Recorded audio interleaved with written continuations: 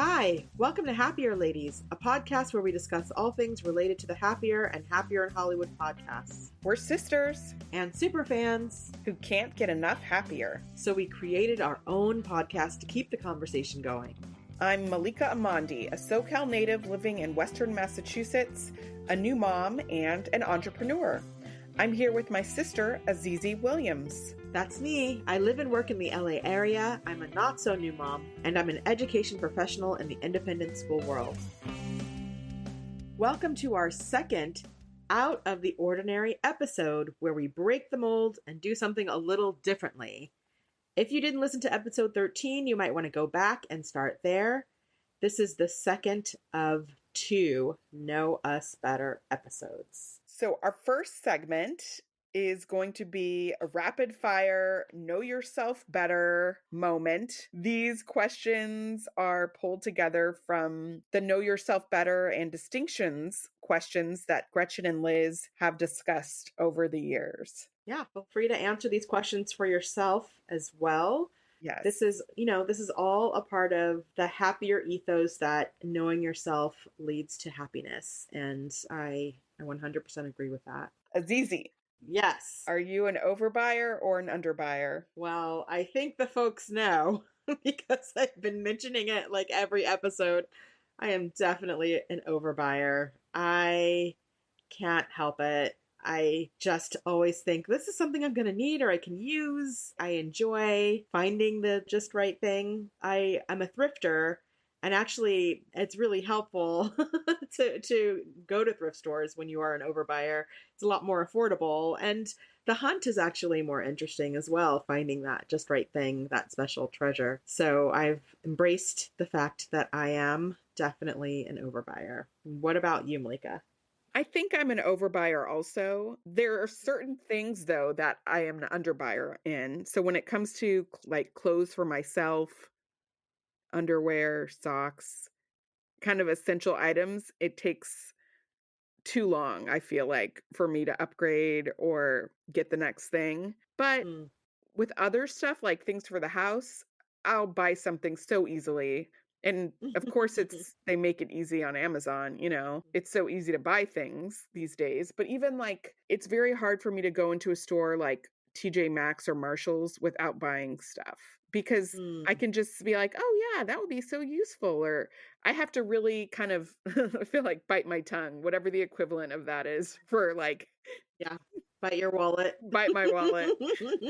But I really enjoy like looking at stuff and imagining it in my house. And there was a time when I was tutoring in LA and driving all over town, and I would have these weird pockets of time. And I remember going to like Home Goods to relax. Like I would set a timer for 30 minutes and just walk around Home Goods. And that was like, yes. Just felt so good somehow. That's so funny because to relax, I was thinking about this the other day. There are people who scroll on social media and they can't stop social media. But I scroll on Anthropologie's website. I relax by window shopping on putting things in an imaginary cart that I will never check out online. I can spend a lot of time doing that. So I get it. And you and I have both had to call each other to get out of Target. So many times. Like we tend to get stuck there because everything looks like important and useful. Yes. And it just gets overwhelming. And after 2 hours, you realize you can't get out. And so we've definitely talked each other out of Target. Just put it back and leave the store. That's true. That's so true. I don't know how many people have to do that. Is that a common thing? I don't know either. Yeah, write us and tell us. To go into Target, I have to have, I should say, in a practical, functional, healthy way, I have to have a list and a timer, and then I can do it. But even then, part of me knows that it's just fun to walk around. There's just so many things to see. They're always changing them. But then we have the phone a friend, Exactly. Azizi, are you an abundance lover or a simplicity lover? This is a good one. I think I am definitely a simplicity lover. I really recognize the calm that I feel when I'm gazing out at something that is orderly and has space. The idea of empty space does calm me. And this is, it's an interesting to pair this with overbuying and Yes. also wanting empty space because you can quickly find that you have too many things. But I'm also really good at moving things out. I don't hold on to things. I don't have that kind of relationship that I can't let go of things. And so I'm always looking for times to edit. And I've talked about like getting someone to come and take junk away every so often. And I do like to have things be more cleared. I know I don't always achieve that. I'd say right now my kitchen counters are pretty packed, but I know that I don't want them to be that way Mm. because I do love simplicity. What about you, Malika? Abundance or simplicity? I think I'm also a simplicity lover. Even though I accumulate stuff, I get that excited and hopeful feeling when I see a really beautiful shelf in a magazine or on Pinterest. It's like, Mm-hmm. ooh, it feels really, sometimes it feels unattainable, but it definitely feels like desirable. Yeah. And similarly, I don't have a hard time getting rid of stuff if I can make the time to do it. But I wouldn't say I'm very disciplined about it. So I think there's some growth there. And also living in a house, I have more space than I've ever had in my life. Yeah. And I think my husband is an abundance lover. And so Mm. that's attention. A little We bit. we have a basement and there's a lot of room in there for abundance I'd say you have at least 5 more years before it's going to be an issue. before I fill it up. But So many rooms down there. yeah, I think simplicity kind of makes me feel more spacious and it's aspirational. Yeah, and I firmly believe that everything that comes in needs to be functional. Hmm. I don't like to have things just to have things. I really want to know, how is this going to be used? How is it going to add value? Outside of like holiday decorations, which, okay, their purpose is to sit on a shelf or something like Hmm. that. But everything else really needs to be functional in my life. And once it's not, I'm pretty comfortable. Just, let's let it go. Hmm. So, Malika, are you a lark or an owl? This is a tough one. So a lark is somebody who's a morning person who likes to wake up early and feels like they're their most productive and best self early in the morning, whereas an owl is somebody who doesn't like to wake up early, but they feel they're most productive in the nighttime hours, kind of staying up late. I think I tend towards lark, but honestly, I don't like to be up early anyway or up late. So, You just like to sleep. what's in the middle? A squirrel? I'm not sure. Is there an animal in the middle? Yes. I remember listening to a Jay Shetty podcast where he talked about Third Bird, which was in the middle. Yes. That is definitely my sweet spot, also. I do feel like I have clarity and drive around 10 a.m. Yes. It's a very specific time of day, but I would say that's when I'm my best self. I think that's true for me too. Yes. I think like between 10 and 2, I can do pretty much anything. And All then, right, so we're kind of the same there. yeah. And then when do you like to go to bed though? So we always think of an owl as up late. I mean, I think this has shifted as I've gotten older, it's changed. Right now, if I was able to get in bed between 9 and 10, that would feel really good. Yeah, that would feel like, why am I in bed? It's too early. You really? I would feel weird. Like, am I sick? Why am I in bed now? It's so fun to Even be when I in am bed. exhausted, that's the part that I haven't been able to reframe going to bed as fun. And that's absolutely what I need to do. I need to get more sleep. I need to see it as fun. So I'm going to work on that. I've always liked going to sleep. Even if it's hard for me for some reason, I still have those moments where I'm on the couch and like really tired, but it's just like hard to get up and you keep doing other stuff. But I do really like going to sleep. Yes. You've always been a very good sleeper.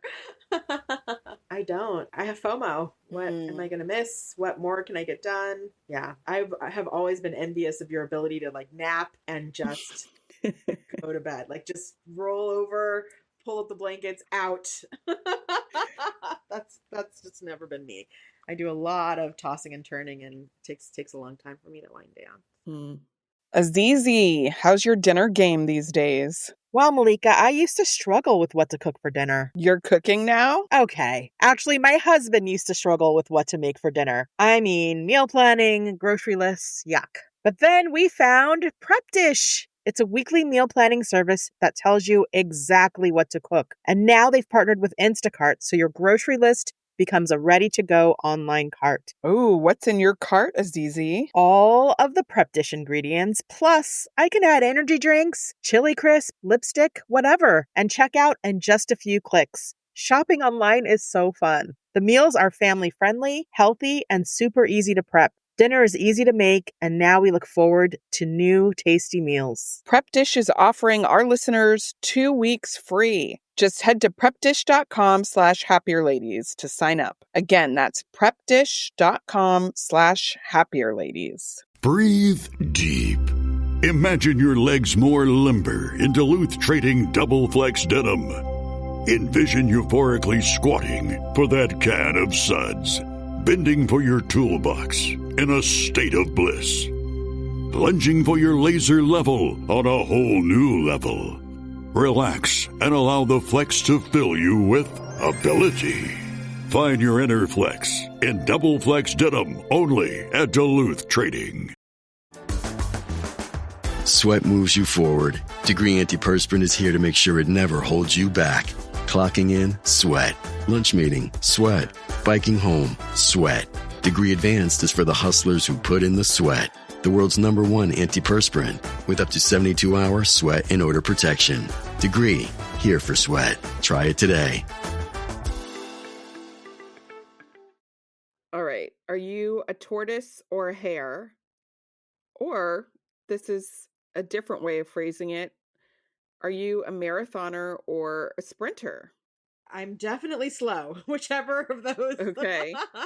means slow. I take my time, or I like to take my time. I don't like to be rushed. I don't Mhm. like things in a hurry. I like to ponder and think and question. I like I like to notice and observe. I really like to stroll. I love a Mm, stroll, when I just have hours in the morning or to yes. putz around. Oh, putzing. Love to putz. Putzing is so It fun. is That's puttering my around. favorite. So I guess that makes me a marathoner also. Well, okay, so these are kind of different, I think. It sounds like you're a tortoise in kind of the way you move through life. With marathoner or sprinter, consider a big project that you have, like a big assignment. Would you rather get it all done in one go, or would you rather kind of break it up and do it a little by a little over a longer stretch of time? I don't know. I think I would procrastinate until the very end and then sprint. Okay. But I would think about it. So maybe that's the marathoner. I would be thinking about it, thinking about it, thinking about it. And then the actual action would be short and not as long. So maybe I'm a little bit of both. Hmm. What about you, Malika? What are you? Well, I definitely identify with the tortoise in life. I don't like to move fast. And actually, I talked about in the previous episode about my graduate school experience and how physical acting grad school was. We had a whole movement unit about the quality of movement and moving fast and slow. And the Mm. feedback I kept getting was, your fast is not fast enough, Malika. Make your fast faster. Exactly. That's really funny. It's just like my life. Like, I Uh-huh. love taking my time. I don't like to rush either. I like to putter around. I think when it comes to a project, because I don't like to be rushed and I don't like the feeling of pressure, I am definitely a marathoner. So if I have a big talk I'm writing or something, I will block out time in the calendar to work on it 2 hours a week for 8 weeks so that Mm. I've got plenty of time and I'm never at that up all night feeling right before. Some of that is learned, in college definitely would stay up and write papers or do kind of what you described of thinking about something but then procrastinating. But I've tried to adjust that, and I think having marathon experiences with projects and things feels so much better for me that Mm. yeah, I really go that direction now. Are you a novelty lover or a familiarity lover? I think I'm probably a little bit more of a familiarity lover. It's funny thinking about this in the context of the gift giving quiz of the enthusiast, because I do enjoy novelty, but I also like a good routine. And Mm. there's certain things like I like going to Starbucks because I know things are going to taste a certain way and I can get a certain thing and it's pretty much always on the menu, you know? But does that mean I don't like the local coffee shop? No, of course. I like that too. And I like when things change, but this might not be a strong distinction for me, I guess, because I think I go back and forth. They seemed intertwined to me, novelty and familiarity. What about you? You're right. And it doesn't have to be so extreme, also. Most people are probably somewhere on a range, right? But I'm definitely novelty. I love to try new things for the most part. So, more often than not, I want to try something new or see if I can experience something different. And notoriously, when we go to restaurants, I will be the one that will try the most outlandish thing on the menu. Yeah, And you make some honestly, funny about choices. 75% of the time I'm disappointed, but I always try something new. Why is this? I like to try new things. So when I go to Starbucks, I like to try all the new things. Usually it's not as good as the thing that I end up going back to, but I'll give it a try. So I do like novelty. However, when it comes to TV, I watch like three things and it's the same things over and over again. So I'm not so interested in exploring new TV or movies, but when it comes to the other part of my senses, the taste and the smell and the seeing things, I like to try new things and kind of push the boundaries. So this is going to be on my 24 for 24 list, but where I work, there's like a kind of food court situation, and I always go to the same place What? because I like that's What? like I know. I've gone to one other place once and it was fine, but there's like a place that serves like orange chicken, which is just so tasty. I go in there with the mindset of like, I'm going to try something else. And I just always go back to the same place. So there's probably 12 different restaurants in there. So this is on my 24 for 24 list is going to be to try the other restaurants in this place. And not only do you go to the same one, you get the same I thing know. when you go there. I know. So terrible.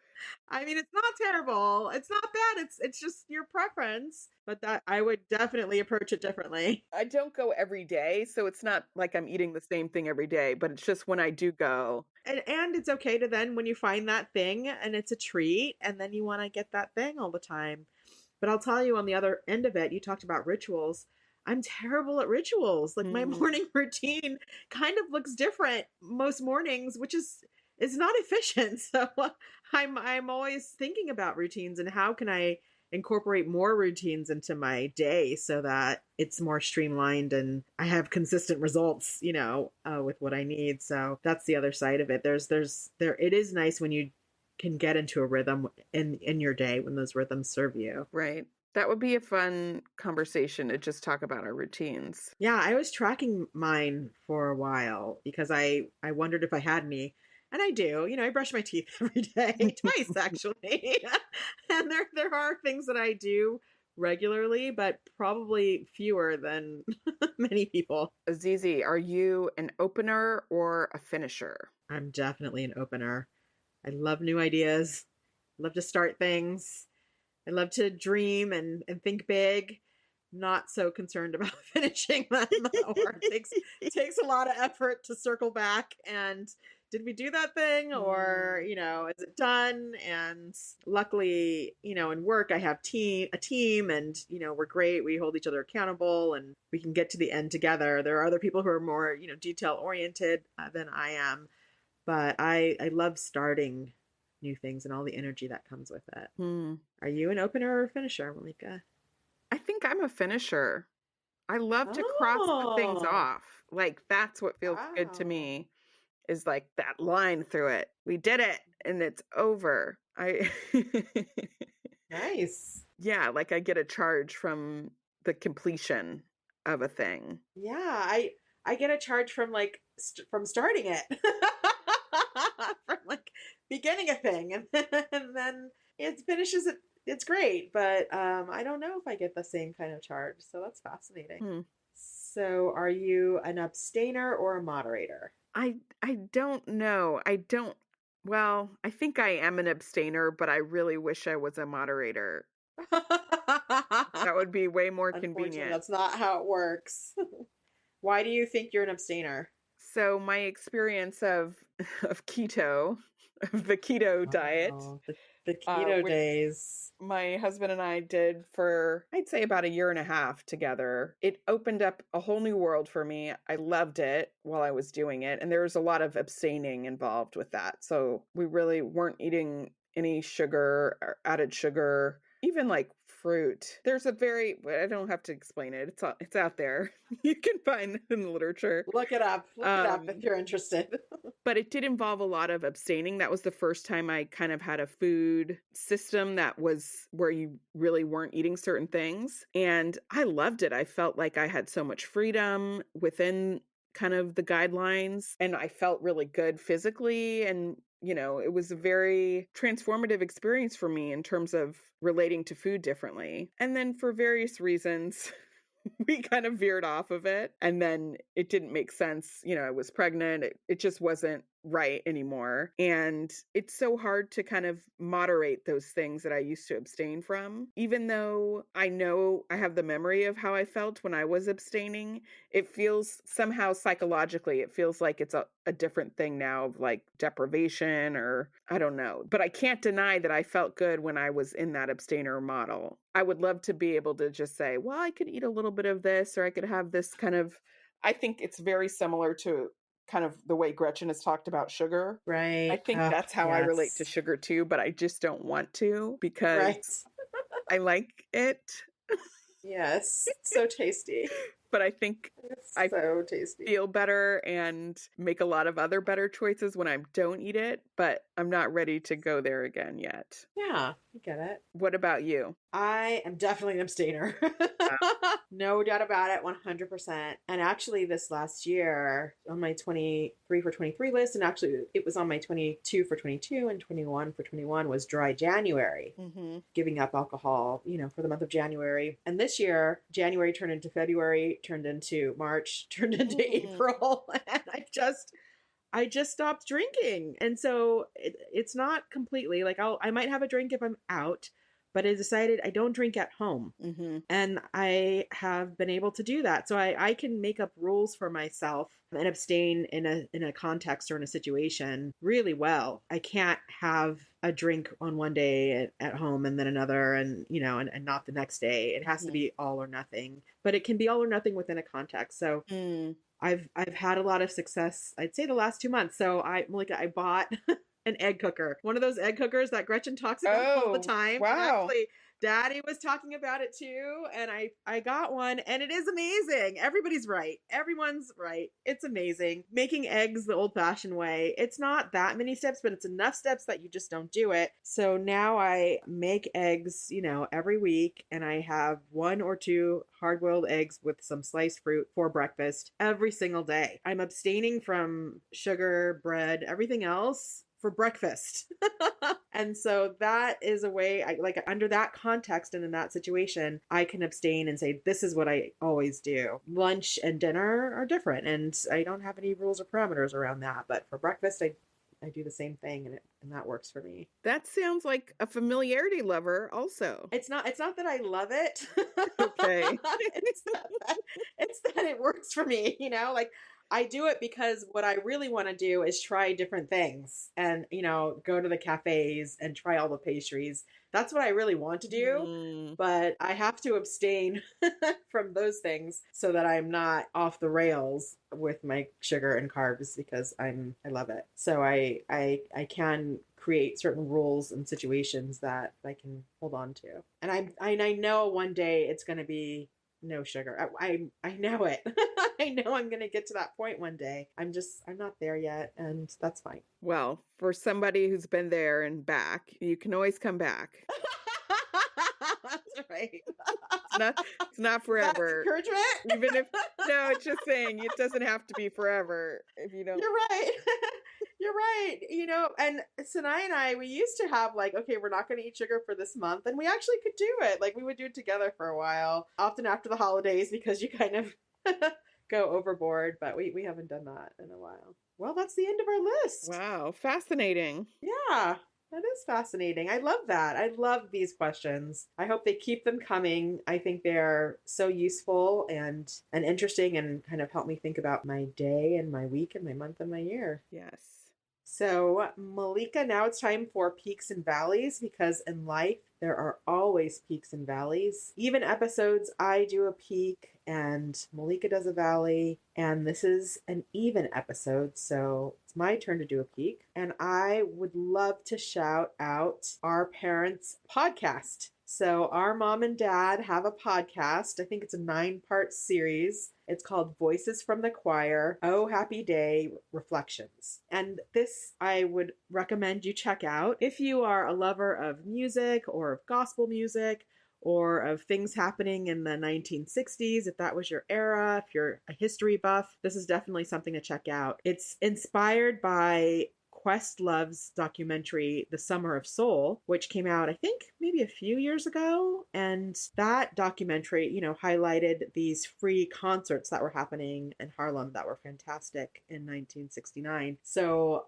our mother was in the choir that sang the famous song, Oh Happy Day. And the success of that song sort of propelled that choir into fame. They became famous and they toured the country singing this song, Oh Happy Day. And this podcast is that experience, the experience of that choir, of the music, of the touring. And, it sort of does a deeper dive into one aspect of the Summer of Soul documentary. So I would like to give a shout out to them. And, my dad produced it, and it's a fantastic history lesson. It's a really fun documentary series. It's fun on the historical level, but also it's very much capturing our family history. And it's really sweet to hear our father interview our mother. And there are a lot of stories that our mother tells that I'd never even heard before about her childhood and her mom, who we didn't get to know because she passed away before we were born. But it's a really interesting look at what it is to grow up in the Bay Area in the 60s as a Black person. And I'm amazed that they pulled this together and that they got all these interviews. And I'm really grateful that we have that kind of archive for our family history. Podcasts are amazing. Malika, what's your valley? All right. So we are still in the holidays. We've been talking about still. them for a long time. It seems like it's been forever, but also not enough time somehow. I know. How is that true? So my valley is that I have not been buying presents. I have a list and TikTok, time's a-going. But I haven't been able to just get to business for some reason. I mean, I know why I'm doing other things, but I'm saying this in the hopes that this will motivate me to just focus in and tick off some boxes. Because I have things in mind that I want for people. And there's like there's like a white elephant thing I'm involved in that I need to get something for soon. Things are coming up sooner than Christmas. Yes. So I'm in that the stewing is worse than the doing mode. I think if I can just block out an hour to bing, bang, boom, do some online shopping, that I will feel so much better. And I'm just not on the other side of that hour yet. Okay. Well, you have to do this week. Yes. Just for the shipping alone. Right. So block out a couple of lunch breaks this week and get to shopping. Okay. It's time. Don't wait till 12 a.m. like I do. Okay. That's a cautionary tale. Don't do that. But if you listen to the previous episode, you'll know why. But I do recommend you take care of that. You don't want the just thinking about it and the stewing to take over your whole holiday season. I don't. That's a good way to say it. I want to be able to enjoy this season, the holidays. Okay. Yes. Okay. Well, that brings us to the end of our episode. Thank you so much for listening. If you like us, rate, review, tell a friend, and follow us wherever you get your podcasts. Send us a message at happierladies@gmail.com and tell us something you like about Happier and Happier in Hollywood this week. Our theme music was created by Wyatt Muncie. And we also want to give a special shout out to Gretchen Rubin, Liz Kraft, and Sarah Fain for inspiring our conversation each week. You can find us on Instagram at happierladies, and we're on the web at happierladies.com, which is also where you can find the show notes for today's episode. All right, Azizi, have a happier week. Have a happier week, Malika. Bye. Bye. Azizi, are you an abundance lover or a simplicity lover? Did you say simplicity? Okay. This podcast is part of the Sound Advice FM network. Sound Advice FM, women's voices amplified.